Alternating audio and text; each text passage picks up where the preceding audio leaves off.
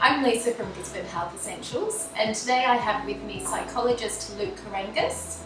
So Luke has a practice in Melbourne CBD called Mindview Psychology, and we're very fortunate that Luke and his family chose to move to the Macedon Ranges, and so alongside working in his city clinic, Luke is now practicing at Gisborne Health Essentials. So welcome, Luke. Thanks, Lisa. What did prompt you to move to the Macedon Ranges? Look, I wish I could take the credit, but unfortunately it was my wife who wanted the tree change. She just wanted a more wholesome way of life, a slower paced way of life, in the nature and the trees and the fresh air. But look, I was reluctant at first, but then after a while I was all in.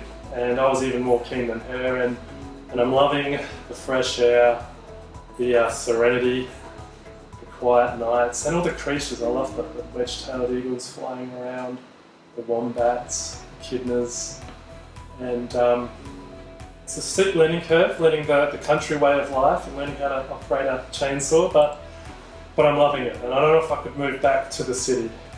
No, it'd be so difficult to move back. We're the same. And the people around here too, like it's so different to the city, isn't it?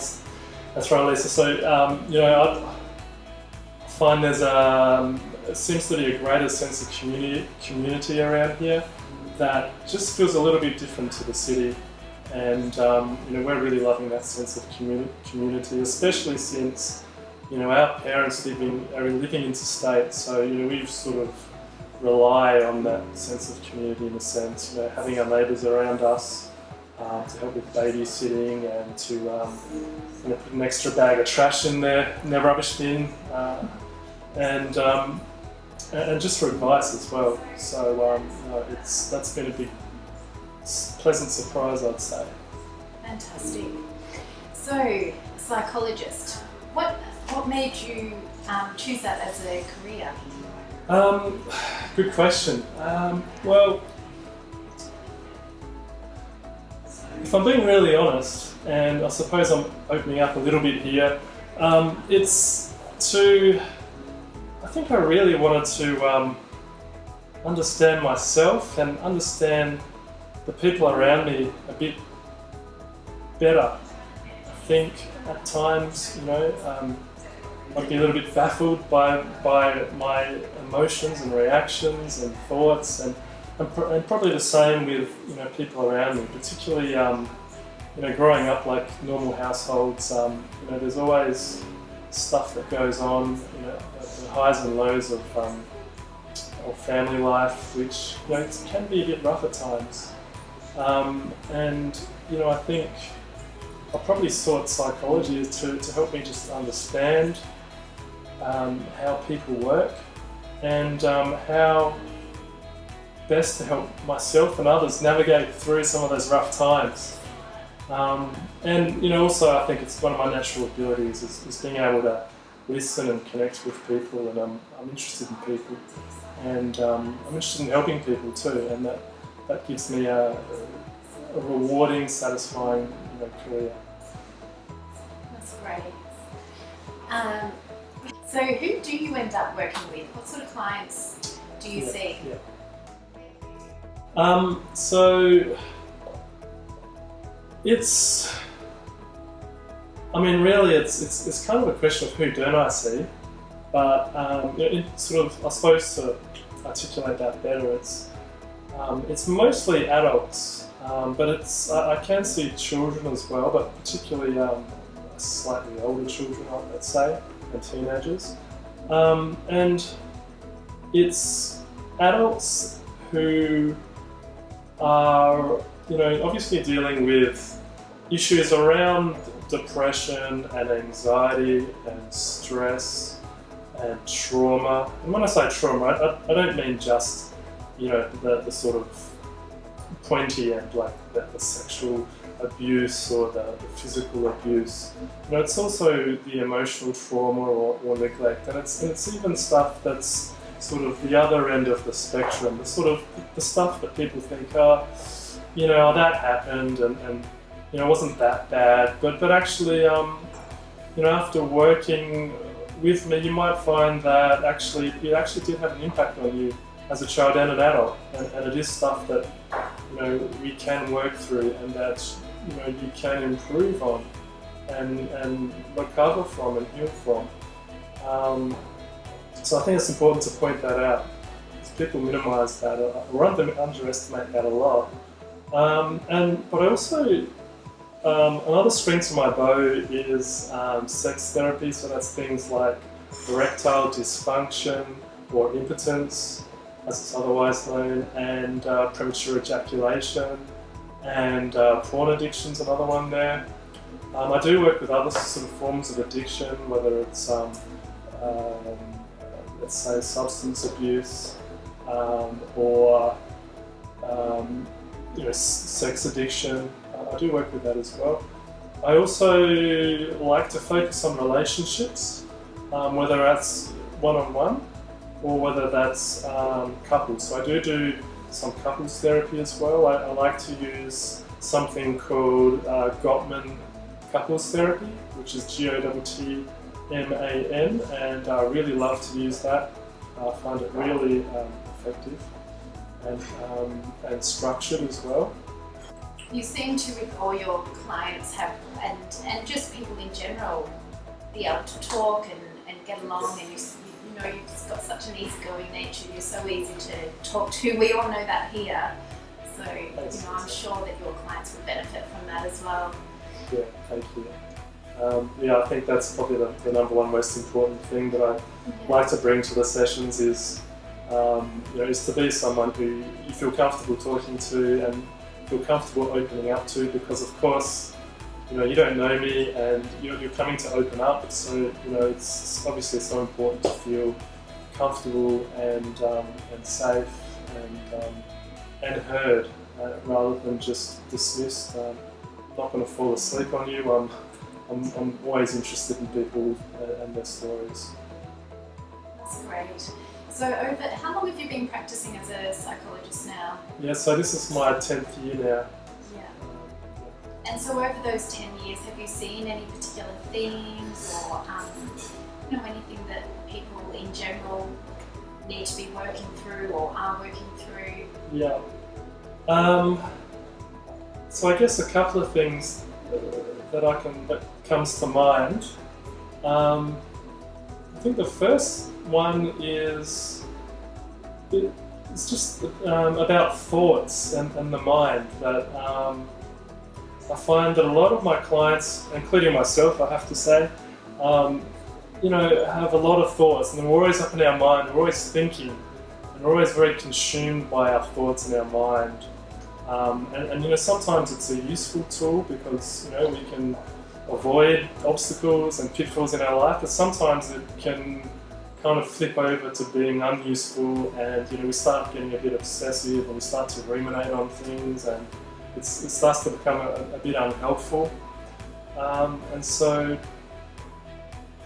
I suppose you could call it anxiety if you're thinking about things in the future, or I suppose you'd call it depression if you're, you know, thinking about things from your past and stewing on that and thinking, oh, geez, I wish I did that better, or if you're beating yourself up a little bit when your inner critic starts to take over a little bit. And, you know, in terms of some tools that I might use with clients with this kind of problem or issue, would be to tell you that, you know, I suppose in our society we're sort of conditioned to believe that we are what we think. It sounds a bit similar to you are what you eat. So it's like, you know, if you think it, well then that must be you. So I think people can kind of freak out a bit when they have these thoughts. And they think, gosh, is that who I am? You know, I'll use a pretty extreme example here because, and that is, you know, for example, you know, a man might be walking down the street and, you know, looking at an attractive teenage girl, for example, and think, oh my gosh, I'm a pedophile, and start freaking out. And I'm using this example because I used to work with sex offenders and still do from time to time. And so this, came up from time to time. But the truth is, you aren't what your thoughts are. The truth is that your mind. Let's say this is your mind. There are just thoughts that are passing through the whole time, all the time, when you're awake. And they're meaningless. We attach too much meaning and importance to these thoughts, and really they're just like weather in the sky. They're just passing through, and we don't have to assign any importance or attachment to them. We can just let them go.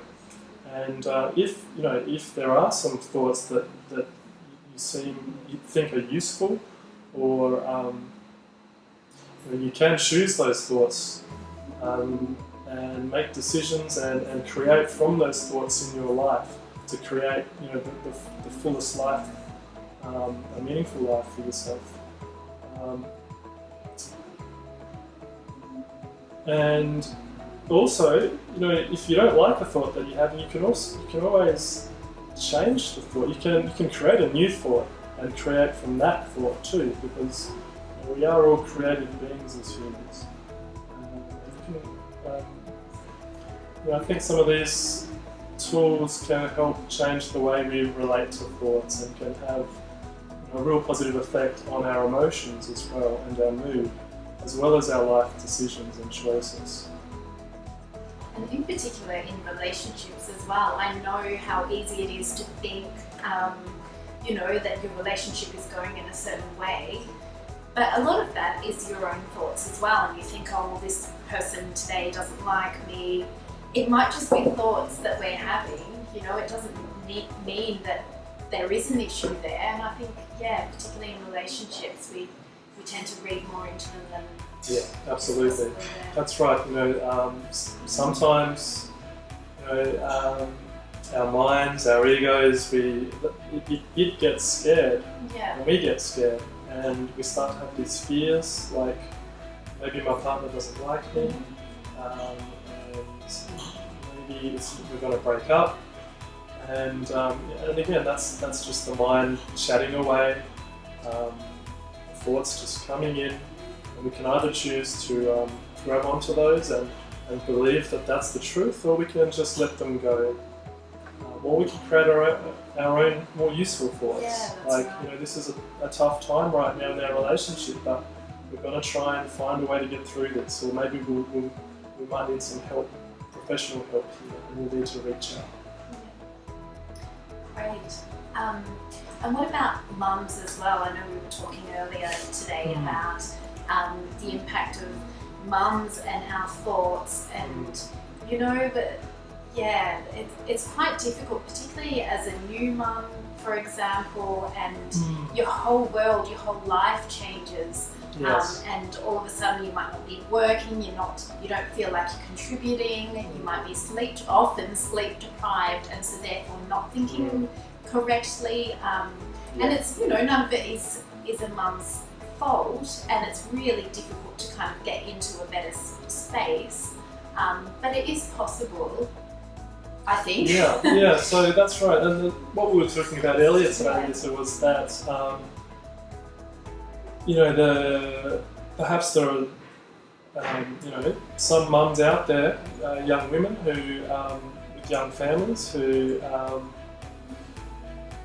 they have, I guess, it's quite common to have what I like to call, what we like to call in schema therapy, the self-sacrifice schema, which is this internalized, deeply held belief that we must be putting other people's needs first, our children's needs first, our husband's needs first, everybody's needs first, and we put our own needs last or second, and so we sacrifice ourselves. But only to our detriment, really. Only to our detriment. And our family. Yeah. You're abandoning yourself. You're not loving yourself, and of course this leads to things like burnout and stress and fatigue, and just unhappiness. And there are ways to overcome this. Of course, there's just gaining the insight, gaining the understanding of what these patterns are and where they're coming from, in terms of these schemas, for example. But also, there might be some links or some roots to it in childhood, for example. I know it sounds a little cliched that things come from childhood, but from my experience, there is often some truth to it. That our childhood or past experiences and memories and modelling by parents and messages from society at the time really do shape and influence our strongly held beliefs inside, or schemas. And so, one thing is just developing the insight or the understanding as to where these patterns are coming from, but there is another way as well. There are these things that I like to call emotive techniques or experiential techniques that really help to process a lot of these schemas or memories or events from your past, which help to process the emotions and heal and help you to see things from a different perspective, which can lead to a much deeper level of and a long-lasting change as well. And I think it's really important. It's more than just the talk therapy. It's more than just understanding it intellectually, and that's something that I love to do with my clients. Yeah, and it is really effective, isn't it? Yeah, going back in time. It is. It's like time traveling in a way, and it's super effective. And I'm astounded by the number of clients who do this sort of work who say, "Oh my gosh, it felt like I was actually there, reliving it and re-experiencing it, and how healing that was for me, and how that memory feels so different to me now." And I didn't realise that it was having an impact on my life, even as an adult. Thank you, Luke, for coming in today. It's been great to interview you. So Luke is practicing from Gisborne Health Essentials on Tuesdays, and you can book via the website, so healthboutique.com.au. Otherwise, you can drop into Gisborne Health Essentials anytime that we're open, or give us a call. We look forward to hearing from you and working with you. Thank you.